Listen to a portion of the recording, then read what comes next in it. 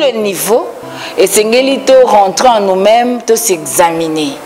Ce qui bana na biso ba komi na niveau wana eloko nini eza na base na yango pour que to luka ba piste à solution. Maman, est-ce que Congo liboso to tangaki na Zaïre l'air wana mwana uniforme akota na terrasse mais bana ba okota terrasse l'état osani bana na biso ba ko mona basana nzambe bazo kosala ba sex tape parce que tant mwana wana amoni autorité à sali sex tape ba nommé parce que élève tant à sali sex tape mopiniri boyebi si atanga rasusu te non maman azolamba pondu akalingi pondu atuti pondu a remarqué que pondu ekoti mbuma bololo mama akoba na pondu ata atia mingusu atia mpoka atia nyoso pondu eza bololo bana babwaka na fulu to mama aluka solution mosusu po ete bana balia biloko ya malamu tolobi ete seni ekoti mbuma bololo loi unique bango bauti kozwa ekoboma mboka na 2023 après ba élection vérité des urnes ekozonga lisusu alors poto koma kuna te lokwa tozalaka na mboka moko Congo bana mama boyebi ya solo ete bolongaki maponomi te boyebi ya solo ete maponomi depuis ebimaki no lelo ezaka na contestation. Qu'est-ce qui fait que les mêmes antivaleurs otoboyaki su Kabila ezonga lelo? Qu'est-ce qui fait que les Congolais oyayebaki que Kabila BBC na boy Kabila na poni motonanga mosusu numéro 4 le peuple congolais banda kozwa Kabila comme référence alors ba vaut mieux Kabila que ce régime ya ko sécuriser biso ndenge moko ba sécuriser bato IDPS ce bon marché parce que bango nde ba clamer état de droit mais l'état de droit est sélectif il faut l'équité il faut l'indépendance de la justice. Il faut un traitement, c'est ça l'état de droit. Une assemblée nationale et l'ongoli moto pour incompétence en direct na TV tozolanda na RTNC et même assemblée wana et zongisi mutwana na musala. Ça c'est qu'est l'assemblée. On peut tout reprocher à Maréchal Mobutu sauf l'intégrité du territoire, sauf l'unité nationale, sauf le tribalisme et le népotisme. Mobutu savait vendre son pays, l'identité de son pays dans le concert de grands.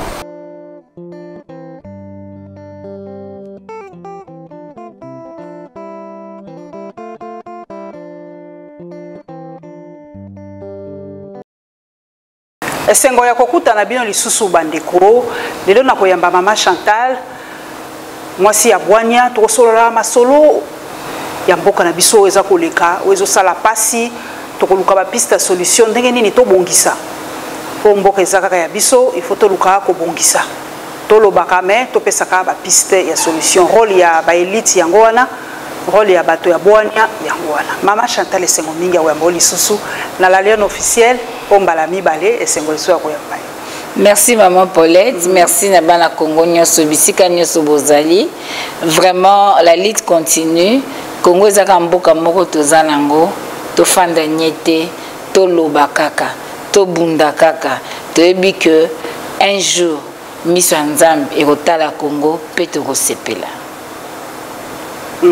Mama to banda na likambo ya liboso ya bana na biso biso sozali ba mama ba parents ba kolanda biso ba boti bana makambo lekaki dernièrement wa mama balobi po bana na biso basalaki makambo ya soni balobi faute za biso ba boti to sali mosala malamu te totiki bana batalaka ba téléphone batalaka ba biloko ezanga tina faute ezali ya biso yo zali mama moboti okoloba nini ke yo biso baboti to remplir penza rôle na biso ya baboti te.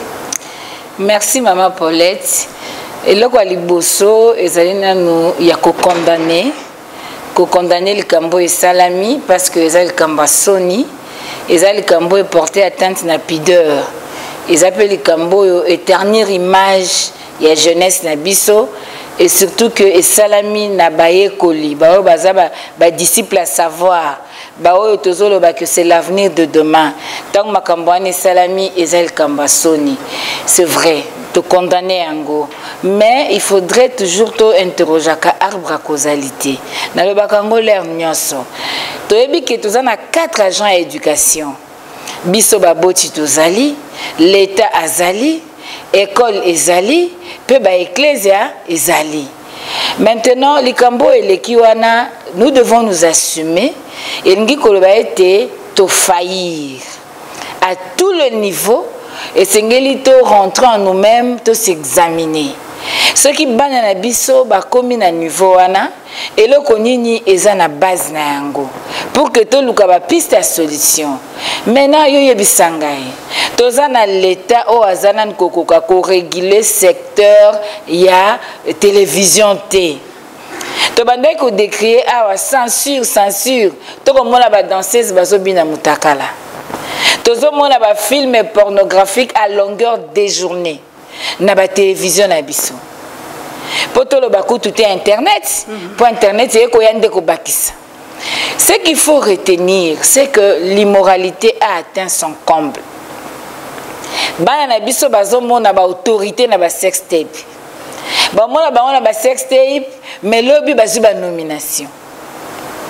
Il n'y a pas un devoir d'exemplarité na biso batu oto sengeli ko pesa bana na biso mayele pe bo moto na lolenge na biso ya kozala. Bazali komona ba autorité kolinga bana mike. Bazali komona lelo les élèves en uniforme na ba début de boisson, na ba terrasse. Mama est-ce que Congo liboso totangaki na Zaïre l'air wana mwana uniforme akotaka na terrasse mais bazo tambola na butu.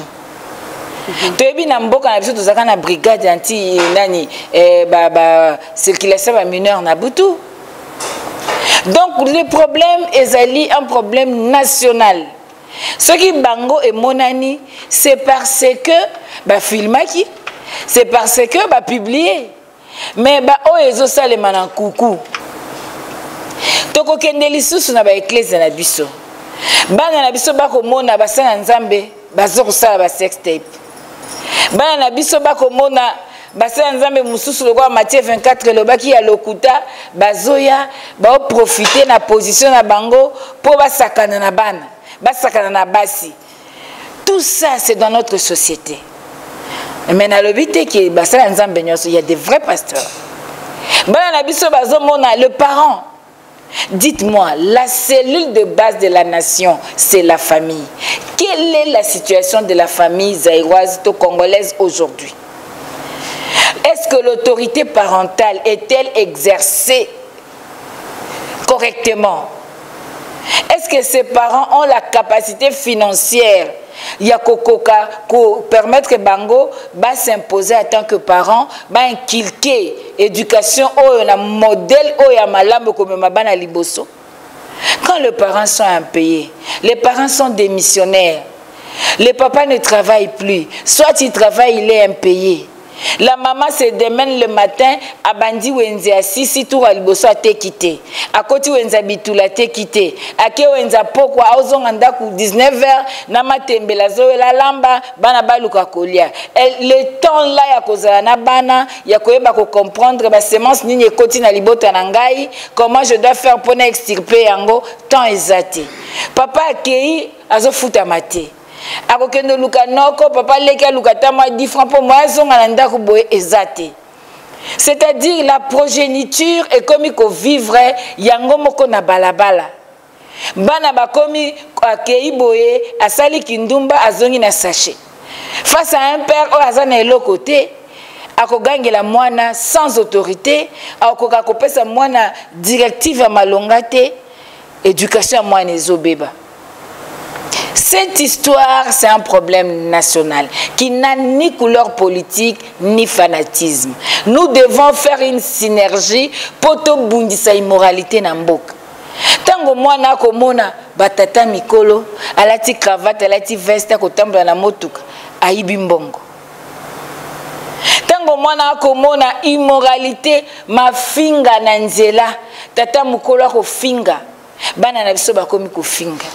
Na télévision bako finga bato ba mama na batata bako fingana bana na biso baza ba observateur baza ko zwa nyoso bako mona biso mikolo tozo sala.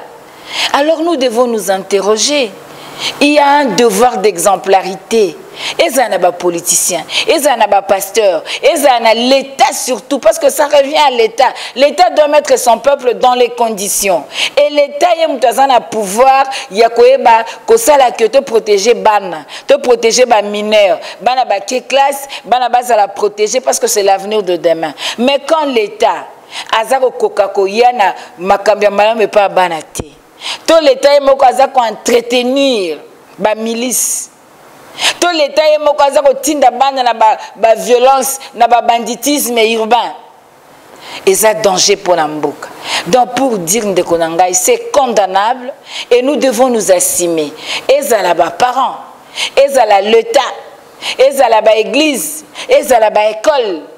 Et Sengeli Total, quel est le programme au Yotope Saraba na biso na ba TV? Maintenant tous en internet. Et le konini assemblée zosala pour ba luka lelo ba adapter ba loi ya mboka mingi surtout en matière ya ba TV, ba radio, ba journalisme tout ça pour na ko luka to protéger culture congolaise. To luka to protéger ba valeur ya malamu ya Congo. Bon moto ezawapi. Lelo maman nanga ezelo ko bomba te.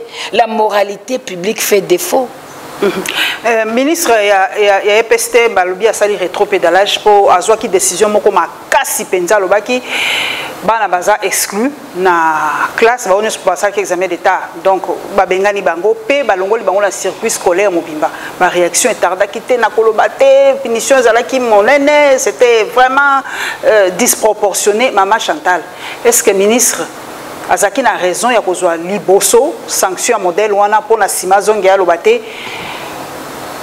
Maman oyebi que tozo kambama na se ba émotion na se ba sensation tozo kambama na éviter ce qui na ba régime ya ba essai erreur na éviter parce que toute décision doit avoir comme sous-bassement juridique soit loi, soit arrêté moko existant, soit disons ba textes légaux ou ils en vigueur na mboka. Dites-moi, l'article 43 de la Constitution qui ça a été motomoko takoiko privé moi na pona na éducation. L'éducation non seulement est la gratuité, mais ezali ko même yo maman okoiko pimela moi na classe té. C'est un devoir moi na tanga parce que c'est l'avenir de demain, c'est le Congo de demain. Bon, quand toi tu dis que moi on n'a pas Salimabé à Kotanga Kasouté sur toute l'étendue du territoire national. N'a évité ce que les Français va copier coller ou bien les Français moko opérer au murure tout le but à employer yango. Mais seulement à Salimabé, oui, nous condamnons. Mais ce n'est pas parce qu'à Salimabé qu'il faut aller à l'encontre à la loi. Parce que loi mboka na biso na yebi na ba loi portant ya ba violence sexuelle tout ça ce qui porte atteinte à la pudeur c'est punissable mais est punissable na hauteur nini na eloko nini parce que tant au moins na amoni autorité à sali sex tape ba nommé parce que élève tant à sali sex tape bo piniri bo bisi atanga rasusu te non bongo bano ba oyiba mbongo. Nous sommes anti-valeurs. Et puis les lots, nous condamnons. Mais les musiciens, ils sont danseuses mutakala na ba TV. Toko fan na bana boye, o ngyo zappé, to koma obanga o zappé TV. Pour éviter que okuta na nini. L'État osani. Tant un bébé rekoyende l'État oswa. C'est pour dire que il faut mûrir des décisions, il faut ba décision ezo à base. Loi ya mboka, il faut pas to kende na ba sensation te. To luka penza totala likambo kwei ke faire. Maman Chantal bazo bape biso moko bakolo biso ba toza na ba compte internet et tout ça biso moko ba congolais toza ba pervers. Po biso moko toza ko kabango ya ko kabato ko mona ba boti ba père responsable. Ngakuto sina lembi inbox mama tindelanga vidéo wana mama tindelanga vidéo wana mama tindelanga vidéo wana biso moko pe toza ko entretenir perversité ngo ndeni ni yo moto mokolo oza na posa ko mona bo permettre po tokolo bana bakolo ko mona motaka bana mike. C'est quel plaisir nous avons nous aussi à regarder ça et à partager cela. Maman oza journaliste d'investigation. Zamutuka na yo kende na kapela na 18h 19h. Kendo tala ba jipo etele marawana. ya solo tala bato wana bafandaka na bajipe wana bafandaka na bana ba age nini kende sa investigation kende kotala na pokwa kende na bon marché tala bajipe oyo etelemaka tala bafandaka na bana ya age nini ntango na oloba immoralité et atteindre comble. Congolais a bossani le fondamentaux de l'éducation, le fondamentaux il y a développement, les interdits. Tobosani na biso. Tobosani. Ba valeur na biso nyonso. Ba valeur nyonso tobosani. Tokomi sikoyo ko sepela kaka na makambo ya distraction. C'est-à-dire on a vraiment déraciné ma valeur na kati ya congolais ba kotisie kaka makambo oyo ezangatina tango yazo kanga mambo ezangatina chinois azo extraire or azo extraire cobalt azo za coltan tango yazo kanga la diversion bango bazozwa bazoyiba bosa ba plan machiavélique contre mboka na ye ba memi biso na ba accessoire. Yango moni il est temps tout les matoloba. Ce n'est pas normal. Comment yokoki ko comprendre maman que batu mikolo baba de trouver plaisir na makambo a malamte. Biso tango to kola papa bimana mwana na ye eza sacrilège. Mais lelo ezo salema. Lelo oyo respect ezali susute. Pudeur ezate. Bana bakomi ko luka atambola na nzela pas séduire batu mwana linga séduire papa lingi a séduire mwana parce qu'il y a na ba dollar. Où sont les fondamentaux ya éducation ezate maman nanga ezali kambo ezo sala passe na motema parce que ceux qui t'ont raté éducation ya ban Congo et Tioli oyebi il y a 4 makamboyo tolinga ko inculquer bana de le bas âge. Pesa bonjour, senga pardon, loba merci, pesa bonne nuit. Mwana oyeban. Eza otolobaka les savoir vivre et les savoir être. Moi ne faye bango. Ces fondamentaux là, c'est vouloir de vivre ensemble. Ezo kufa. Ba valeur ezo tiola. Lelo, tolobaka RDC pays hospitalier, tolobaka Congolais peuple magnifique, azamuto amour, lelo Congolais comme égoïsme. Moi d'abord, comme égoïste. Lelo oyo, mutu alingi makambu oyo et créer buzz. Bino ba journaliste, maman limbisanga. Bozape à la base à makambu ebele. Ba polémique et ba musicien. Oyo, eza ya ba valeur té. Parce qu'il y a aussi côté culturel avec toutes ces valeurs. Mais il y a des côtés polémiques, et ça soit ma vie privée, soit ma mais pour créer buzz, na YouTube, ça va vie belé aux yeux publiés. Au publié. Et pourtant, Bino, en tant que média, vous avez force. Vous avez rappelé agent et éducation. Parce que vous avez non seulement le devoir d'informer, mais vous éduquez aussi la masse. Et beaucoup de gens vous suivent. Au comment on a journaliste Moussou Sotali, maman, limbisangana zaka nostalgique n'a passé. Parce que je préfère mieux parler, il y a Congo na moni, si malangala Congo na omona liboso na ngai. Tango ba journaliste, ba koleka na RTNC, aux RT. Au comment ba maman Chantal Kanimbo. Au comment ba maman Maeta. Au comment ba maman Nazaka Basi. Aux autres l'accoutrement na bango. Aux autres la présentation na bango. Aux autres la lolenge ba osala eko pesa lengi ba mosusu balanda musala wana eko pesa pe lengi ya bomwasi. Mais lelo maman. Et sengeli pe bo toilette corporation journalistique. Et ça na ba mosusu kota na télé bobi azoya ko sa journalisme ou bien azoya côté kanzoto. Tout ça ça contribue à la dépravation de mœurs. C'est pour dire que maman lelo batoba ko luka buzz, batoba luka ba vie, batoba bossani l'essentiel. Or dans l'entretemps, tant que se focaliser na ba accessoires, tozotika racine, tozotika mabe, lobby à Congo comme hypothétique.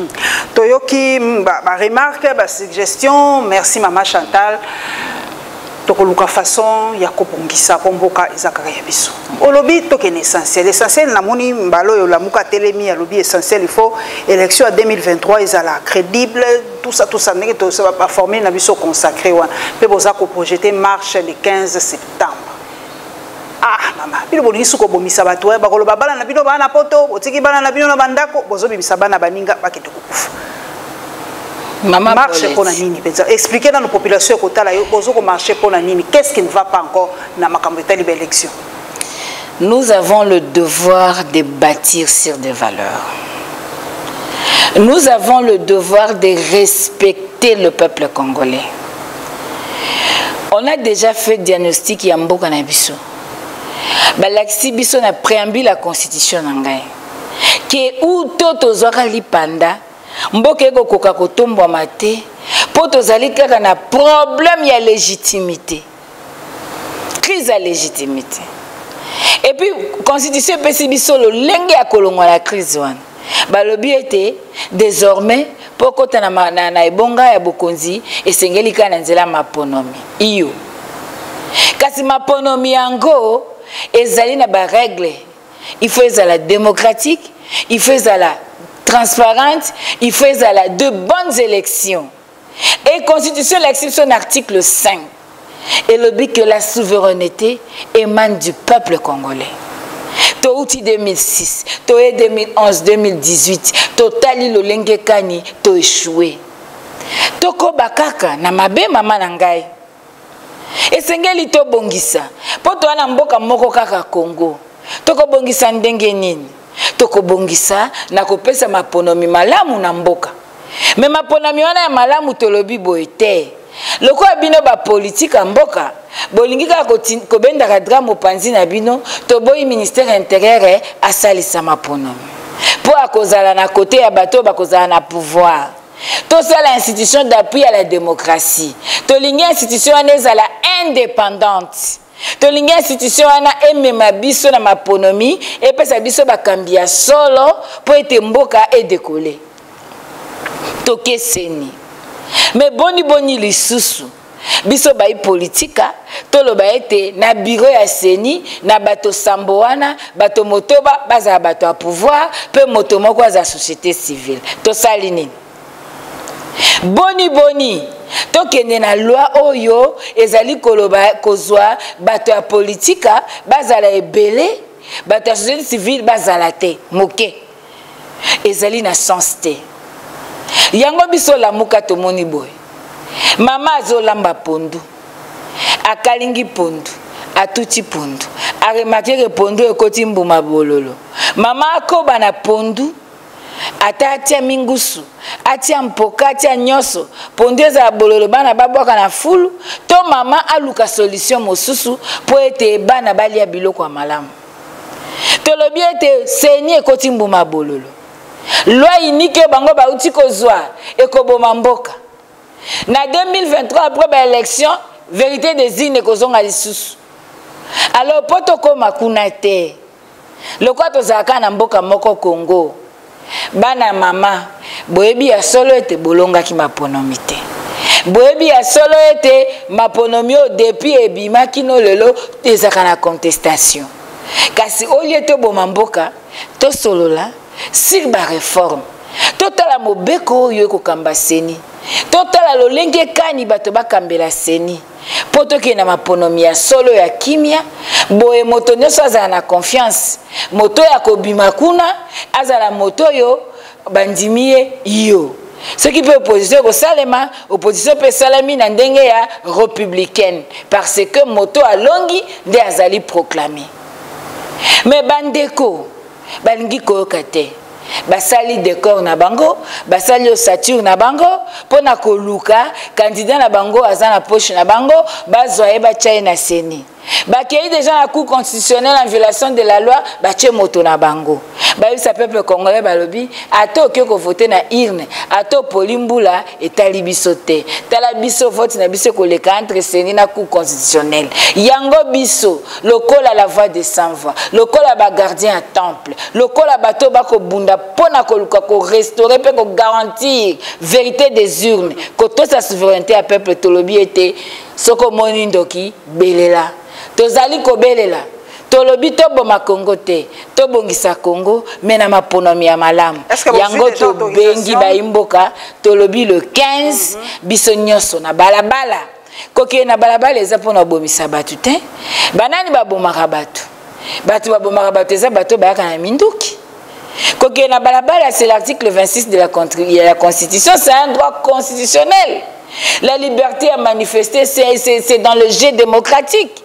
Donc, c'est une expression démocratique. Donc, moto akopekisa moto te.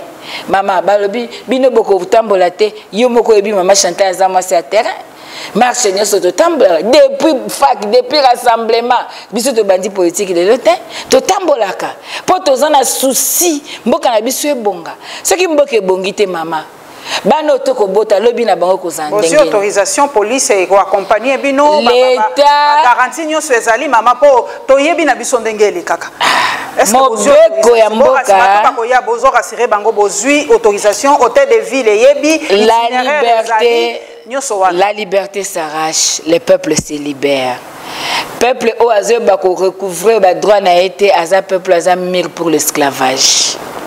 Maman Paulette, tous un régime et information, c'est la Constitution. Nous avons déjà informé l'hôtel de ville. Tout est déjà. Azan a devoir et à encadrer les manifestants. Mais ce qui a boyebi que akoboya parce que to sengi autorisation te. La Constitution ne nous demande pas de demander l'autorisation. La Constitution nous demande d'informer pour que base de dispositions utiles. Et aujourd'hui, la manifestation à la Mouka est une manifestation pacifique. Tobuka ke loko motote, to sa la violence te, bao ba sa la violence to ebi bango.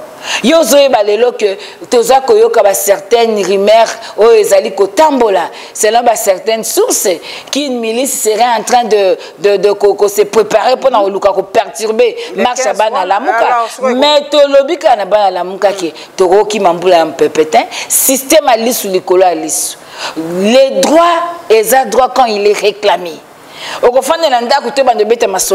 dois réclamer ton droit. Donc, c'est un devoir civique.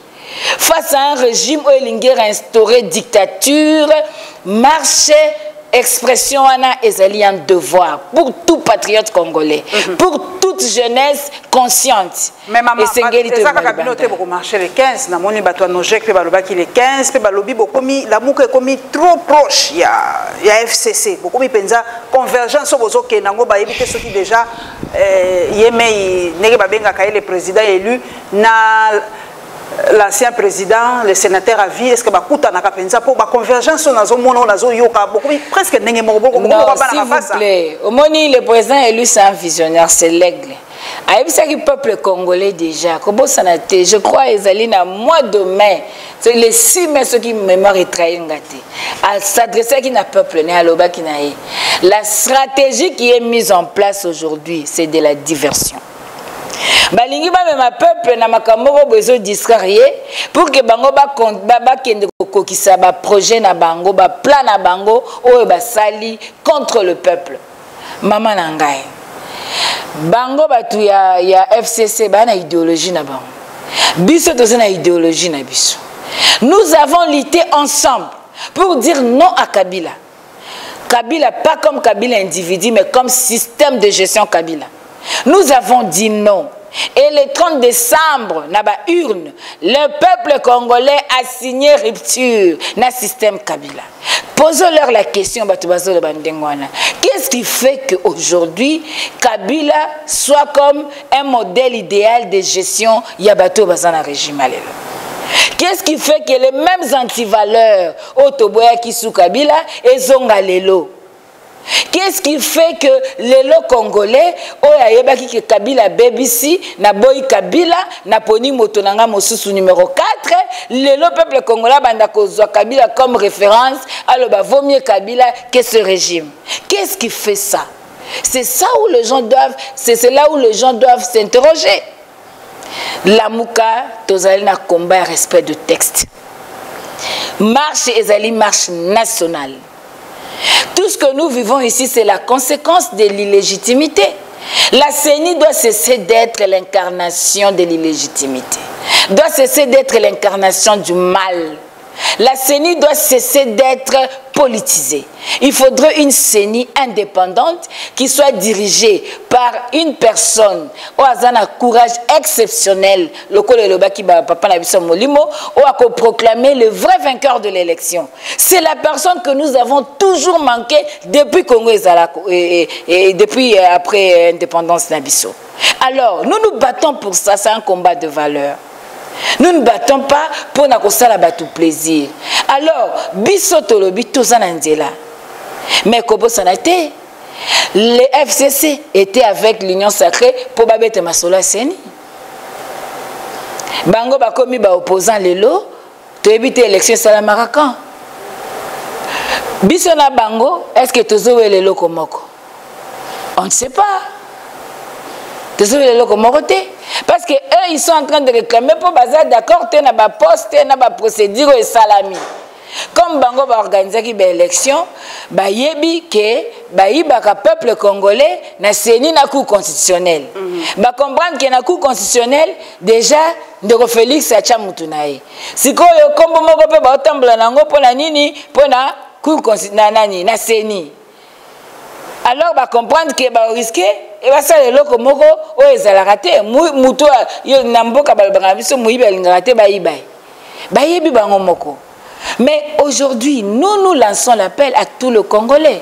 Ceux qui bandeko ba monique balingi ba rejoindre vérité ba senga peuple pardon ba monique to sala ki mabe to zonga na nzela to bunda combat vérité baza libre. Il y a ça na bango. Mais dire aujourd'hui que biso tous ensemble, tous présidents ensemble, non. Bato babala na kinan de Joseph Kabila na cadre mariage na bango, bayebani bato baza na cadre mariage na bango FCC cache. Ezali la mukate. Donc nous continuons à faire le combat du peuple. Na marche oyo nyoso za congolais. Nyoso ko mona ke rien ne va. Nyoso ko mona ke Congo na ngai esengeli na bundela mabele ya Congo motoana azali libre ya koya ko marcher. Tolobi na marche wana tokozaka na drapeau ya Congo. Tokozaka drapeau parti politique te, tozaka na drapeau ya RDC parce que tolingi kaka RDC ndé est gagné. Na marche wana toko bandana Changu à partir de Pascal toko continuer ti toko ko chiter na palais du peuple to bengi ba congolais bisika nyoso bazali baya bazala na biso tozale belé pour que mokili mobimba eyebake biso bana Congo to boyi bayi ba biso lisusu maponomi na biso mambanga la sozongela to yebi na biso nyoso lobi mais to yebi ke ekoki ko déraper garantie nini bino ozopesa bana mboka ke ba dérapage ekozala te iloko bato babangaka nde yango wana bato babanda kokima ba grenade ba nini yango azotuna est-ce que bakonzi ya mboka bo avertir ba ko accompagner bino penza ya solo to bozo supposer kaka ke comme toi na régime information ke ba ko sala kaka ndenge fo basala souci na ngande yango le devoir ya ko sécuriser population et ça devoir ya l'état congolais wana ya liboso. Le peuple se sécurise d'abord lui-même. Parce que Congo est Zamboka naye, il n'a que le Congo. Biso depuis kala na bitumba opposition de tambolaka na système à lisu likolo à lisu. Donc ngana otalo yo otalanga.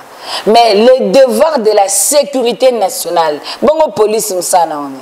Bon ministère intérieur msana oni. Bongo langai ya contribuable congolais de bafuta kabango. Ils sont dans le devoir ya ko sécuriser biso ndenge moko ba sécuriser ka bato IDPS ba marché. Parce que bango nde ba clamer état de droit. Mais l'état de droit est sélectif. il faut l'équité, il faut l'indépendance de la justice. Il faut un traitement. C'est ça l'état de droit. On ne peut pas dire aujourd'hui on est dans un état de droit et vous voulez refuser à la Mouka d'exercer un droit constitutionnel. On est commis pathétique. Maman, toi qui es l'Assemblée nationale pour toi comme à la souka maman, nalandaki papa Nembalemba, na ba po biso to landaka pe baninga makambo balobaka pour donc moi information. Mikolo a commis contre Mbosso. On dirait que se préparer contre Mbosso. Pour balobi ba institution déjà misusu esengi balobi ba kende pour bakata makamboka ya senior yo ba kende na cour constitutionnelle pour Mbosso bazo comprendre position na été. Pour na yo Mbosso a échoué déjà to ezala encore ba calcul politique ya ba politique na biso ndenge ba mesana. Nazara la principe moko. Eleonore Roosevelt a idanga makasi. Les grands esprits discutent des idées. Nalingara penza au côté na ba débat ba individualité. Mais ce que je retiens que en Afrique tant muto kola azoko ma vieux, azoko ma pépé, ils ont symbole la sagesse. Ils ont on dirait source d'inspiration à la jeunesse. Mais ce qui me fait mal aujourd'hui, c'est de voir ba pépé na biso bazolinga komema biso na ba antivaleur til na basuka na bango til na ba âge na bango o efale bazala ba sanctuaire ya circonspection lelo bango bakomi ba source ya ba antivaleur. Ça fait très mal. Maman, voulez-vous parler de l'Assemblée nationale en tant que journaliste? Quand vous parlez de cette Assemblée nationale, avez-vous la fierté d'avoir ça comme Assemblée nationale? Posez-vous la question.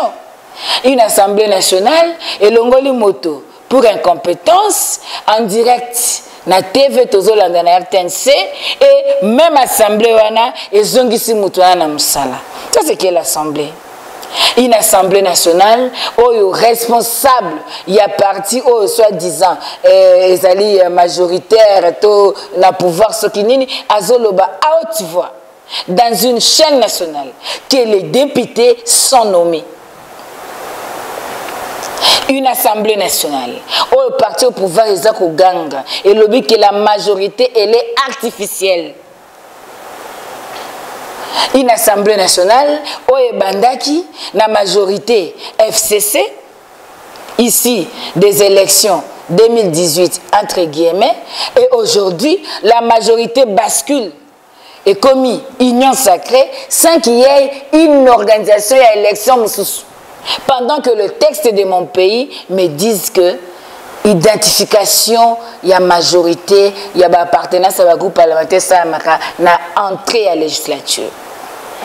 Et la image à l'Assemblée, au depuis quota, baebi mamba peuple té, tension salariale té, maïna courant peuple té, magamba peuple té, pona bango ezali, comment ko ume na pouvoir, comment ko tika na pouvoir, comment ko koma plus riche. Une Assemblée nationale, vous avez vu des députés déclarer que bah pesa une motivation à $15 000 pour te couper sa mabunda. Une Assemblée nationale, oh comment on a ba pépé, bah simbi ba kaliko, baza koloba toboyi mabunda. Bah musu ba lobi tolingi mabunda. Et bah même personne wana lobi nango ba simbi su ba kaliko ba changer position. Oh comment on a député à koloba no lobi ba lakisi biso ba laki biso $15 000 na jeep. Une Assemblée nationale comme on a pépé à Koloba, bapesi bango don. Ya jeep, peuple a souffrir. Maman, s'il vous plaît. Atayo Moko. Qu'est-ce qu'on peut attendre de cette Assemblée nationale? Cette Assemblée nationale ne peut rien faire pour le peuple. Parce que la force de l'Assemblée nationale, c'est la légitimité populaire. Vous avez une Assemblée nationale, vous avez une majorité dans l'institution qui ne reflète pas la majorité sociétale, qui ne reflète pas la majorité populaire. Les députés qui sont là-bas, est-ce qu'ils ont reçu mandat du peuple? Le peuple a mandaté qui et même reconnaissent que ce sont des députés nommés. Vous avez l'institution Oyo, Motomsupe institution Mboka. Oyo azolande la makamba bambongo ba corruption bani alobi Sénat est un refuge ya ba voleur. Maman, dites-moi un peu. Tant tant on a le bela immoralité atteindre comble na yango tant on a le bano que image en que ça terni le Congolais a perdu sa dignité na mboko yo na mokilo dans le concert de nations Sénat ils ont refuge à voleur Parlement ils ont le langue ezali. Et vous voulez vraiment me dire que de ce parlement sortira quelque chose de bien si ce n'est pas l'ossature et les décors pour préparer comment faire pérenniser Bantivala. Donc il y a un tokosu qui sawana maman langai likambo ya reportage à l'infoka ils ont continué kaka maman balobi babelango ya biso sol sous-sol ezakanango lisu ya bisoté bato mususu bazwa bakanga ba parcelle ya pouvoir ba carré minier ba biso mo ba congolais to yebi kutu combien bimaka combien salamaka kuna biloko nini ezo salama to yebi te maman na yebi que yo zali mwasi ya bwania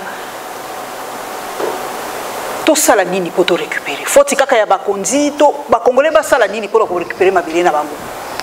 Maman, au-delà de toute considération, le plus grand péché du Congo, c'est de ne pas laisser le président légitimement élu à exercer le pouvoir. Parce que la Constitution, c'est le bac qui est clair. Toutes les têtes étaient à Sun City. On a déjà le diagnostic qui est à Congo.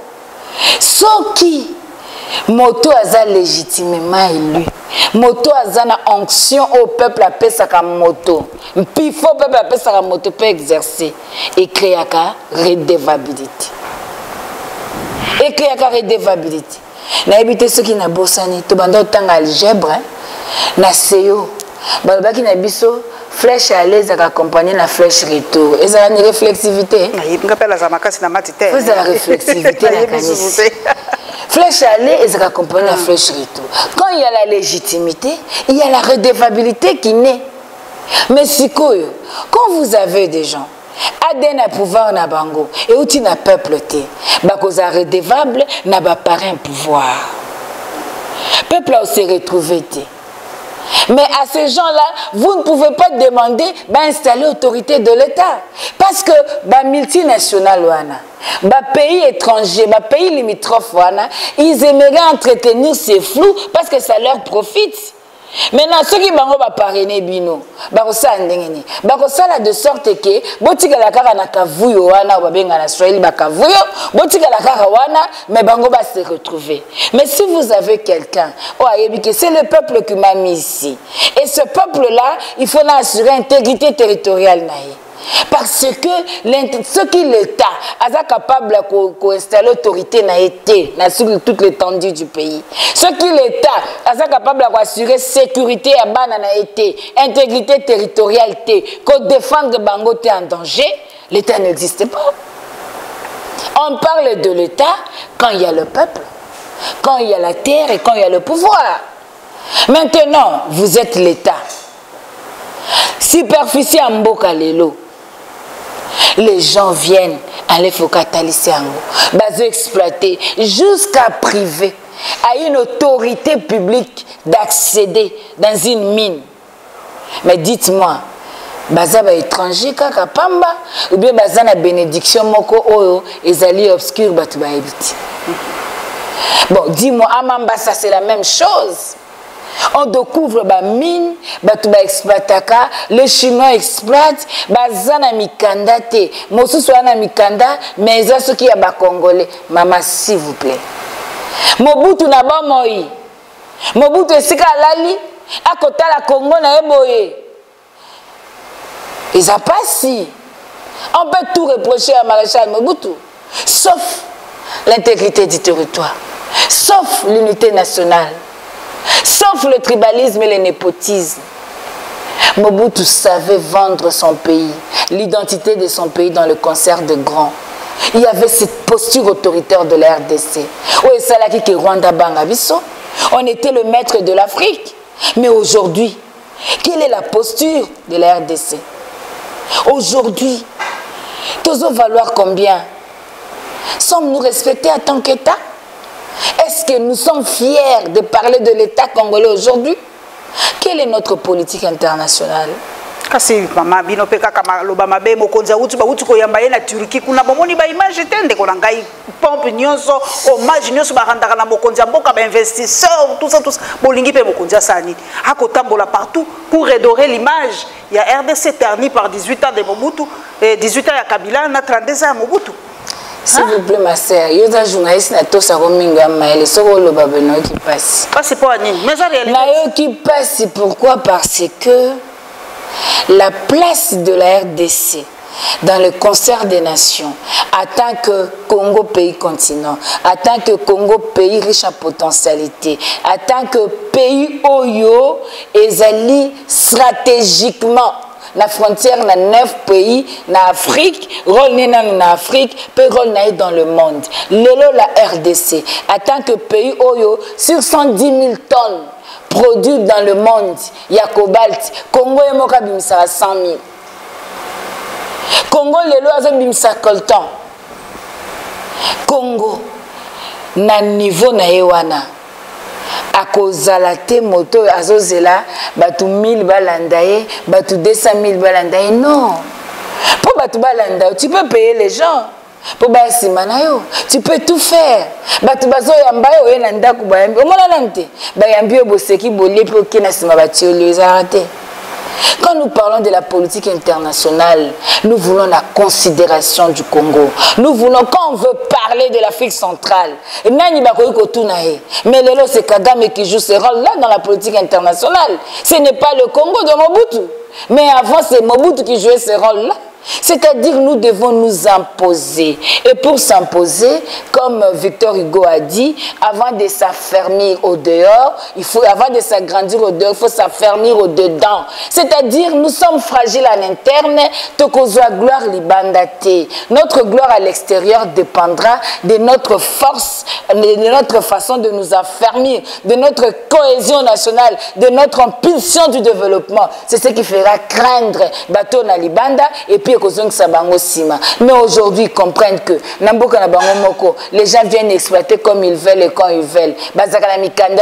Les sans-papiers, à l'aise. Ce que les gens riches na Congo, deuxième A, na bango, mobe kambo ke pekisa, expatrié, exercer, fonction mingi na entreprise. Mais kenye na société na bango, bango moko banda na facture, bachaka congolais na livraison, pour me maraba kilo. Maman ozomo la normal. C'est-à-dire, il faut dans l'interne, tout état de droit solo, dans l'interne, valoriser les citoyens congolais. Oh, le président lui a fait un programme investir dans le citoyen pour développer le Congo. Il faut valoriser les citoyens congolais en interne. Il faut qu'on puisse avoir opportunité à développement. Quand vous parlez de gratuité, mettez tout ce qu'il faut pour que l'éducation est à la bien. Quand nous parlons de gratuité, nous voyons la prise en charge totale, sans infrastructure, sans bibliothèque, sans salle de classe, sans banc, sans qu'on foute à enseignants, sans qu'on